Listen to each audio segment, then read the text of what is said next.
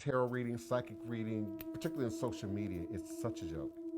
They make That was only a small snippet of what he said. You need to go watch the video in its entirety. I watched the documentary Accursed Man on Tubi TV. And it's the story of this man who is going to different practitioners trying to get someone to curse him. He wants to know if curses are real. And so he goes to different people. I'm not going to give it away because I'm known for that. But go watch this movie if you get a chance. It's on Tubi TV, The Cursed Man. But what I want to focus on is that what he is saying about how psychics and tarot readings on social media is such a joke, he is telling the truth. He goes on to say how we have to talk to spirits. We communicate with dead people. We do.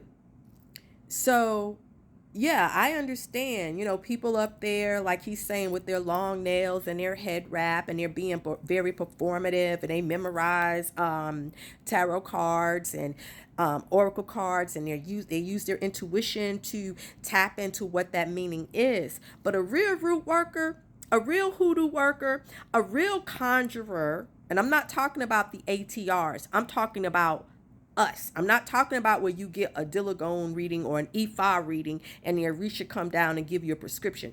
I'm talking about the real conjurers. We talk to spirits on your behalf. We give you a reading.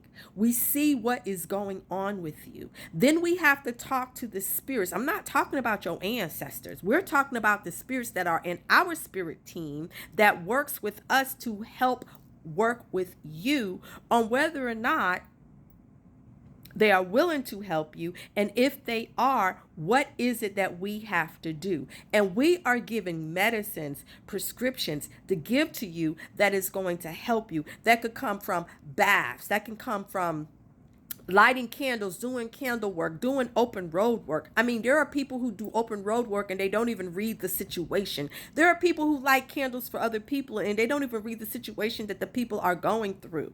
So just sitting on social media and doing tarot readings and coming from your ego, because most of the readings sometimes are coming from your ego. So when these readings are coming from your ego and you trying to offer advice based upon what you feel, not what spirit is telling you, because I truly do believe that over half of you do not even have a communication with the spirit guides that you are working with. And it is so common to say, spirit told me to tell you this, and spirit is saying this. When it's not spirit, it is your ego that is telling you to say those things. So that is one of the reasons why I had stopped doing readings, because I was losing sleep. I was exerting too much of my energy to focus on communicating with the spirits to give me the prescription on the things to use for you and to help you. Everyone don't get the same thing. Everyone should not get the same thing in their mojo bag. The spirits communicate, and when we say that we talk to spirits and we see spirits and they tell us what to do for you, that is the truth. That is one reason why I stopped doing readings on live, because I was not picking up what I really needed to do for you. And then you got thousands of people or hundreds of people listening in to your reading. That's more energy absorbing. Or if someone is negative that don't like you, that's listening to your reading, they're going to try to do something to counteract what is meant for you. So when he says it's such a joke, it really is. I ain't knocking what you do. Get your money, but do it right and exact. Do it for the right reasons. Communicate with spirit. Talk to them. Find out what it is that they want. Find out what direct messages are coming from their ancestors. Everyone who has ever got a reading from me know that I always say I call forth your ancestors and your spirit team to come into this space as I converse with you, because guess what, baby? My ancestors and my spirit team don't know anything about you until I introduce you into my sacred space. And my sacred space has nothing to do with my room. This is my sacred space. This is my sacred space. And then you have an introduction. But if you fail to follow through on what your guides and your team is telling you, and you just want somebody to just do the work, and you're not following through, guess what? Everything becomes a temporary fix. Nothing becomes permanent. Nothing lasts. So then you become the cursed man. Let that sink in. Because you are not willing to follow through on what is given to you, because you're so worried on these readings that they do that, well, this man don't love you. If this man is cheating on you, this woman don't love you. Yes, I'm going to just answer yes and no questions. All of that stuff becomes very fugazi. Because we as workers, as true healers, we know that we need to prescribe something for you. If someone comes and they're getting a Reiki healing soul retrieval session from me, I'm going to tell you what crystals to use. I'm going to say, hey, try this essential oil. I'm going to give you something that is going to raise your vibration. I'm going to clear out all the junk.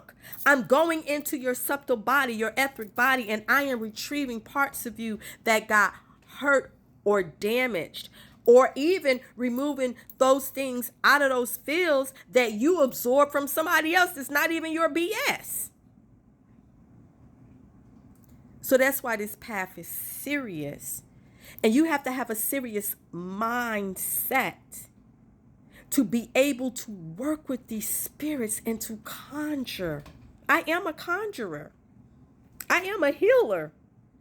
I am a worker. I talk to dead people. I talk to spirits, but I am also cosmic. I talk to the galactics as well. And I understand how to interact with those spirit forms that are bound to this earth. So those people up here that's giving these psychic readings and calling themselves all these names and got all of this fancy crap behind them and being all very performative, if it's not giving you a solution to your problem, then you need to go see someone that is real. And one thing that I respect about the old root workers, that was that everything was done in private. Prescriptions were given into privately, because everybody is not the same. So you can't give the same advice to everybody. Because we are done being on this journey. We are done saying, oh, I'm on a spiritual journey. No. If you are still saying you are on a spiritual journey and you are not embodying what you know, what you have learned, man, I could go on. It's time for embodiment. It is time to walk the walk and talk the talk. And that's why people keep searching for someone to lead them, for someone to guide them, for someone to mentor them. Pay attention. Go watch his video and go watch the documentary on Tubi. Very interesting.